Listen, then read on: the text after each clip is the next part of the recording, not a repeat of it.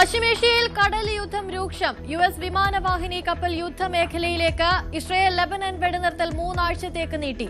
കുവൈറ്റിലെ വ്യോമപാത വീണ്ടും തുറക്കും. വെന്തുരുകി കേരളം. പാലക്കാട്, കൊല്ലം, തൃശൂർ ജില്ലകളിൽ ഉഷ്ണതരംഗ മുന്നറിയിപ്പ്. വിദ്യാഭ്യാസ സ്ഥാപനങ്ങൾക്ക് അവധി. അങ്കണവാടികൾ ഒരാഴ്ച അടച്ചിടും.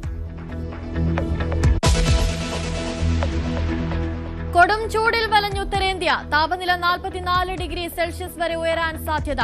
ഡൽഹിയിൽ ഇന്നും നാളെയും യെല്ലോ അലർട്ട്. സ്കൂളുകൾക്കായി മാർഗനിർദ്ദേശങ്ങൾ.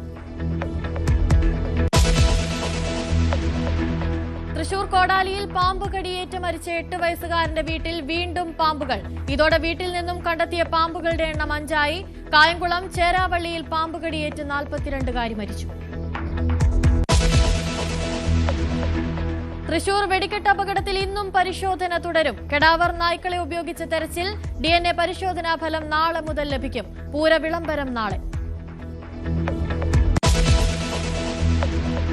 ശബരിമല സന്നിധാനത്തിന് മുകളിലൂടെ സൈനിക ഹെലികോപ്റ്റർ പറന്നതിൽ വിവാദം. സംഭവം അന്വേഷിച്ച് റിപ്പോർട്ട് നൽകാൻ ADGPക്ക് നിർദ്ദേശം. അന്തരീക്ഷം മേഘവ്രതമായപ്പോൾ ദിശ മാറി സഞ്ചരിച്ചതെന്ന് കോസ്റ്റ് ഗാർഡ്.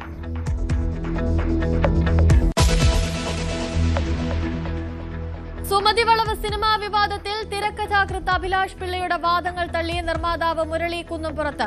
അഭിലാഷ് പിള്ള പറയുന്നത് കള്ളം. അഭിലാഷ് പിള്ളയോട് കടം വാങ്ങിയിട്ടില്ല. ഇപ്പോഴുണ്ടായ സംഭവങ്ങളിൽ ഉണ്ണി മുകുന്ദന് പങ്കില്ലെന്നും മുരളി.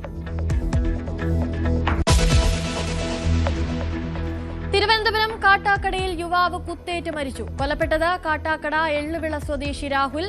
CCTV ദൃശ്യങ്ങൾ കേന്ദ്രീകരിച്ച് അന്വേഷണം. സഞ്ജുവിന്റെ സെഞ്ചുറിയിൽ മുംബൈക്കെതിരെ ചെന്നൈക്ക് തകർപ്പൻ ജയം. മുംബൈയുടെ തോൽവി 103 റൺസിന്. ഇന്ന് ബാംഗ്ലൂർ ഗുജറാത്ത് പോരാട്ടം.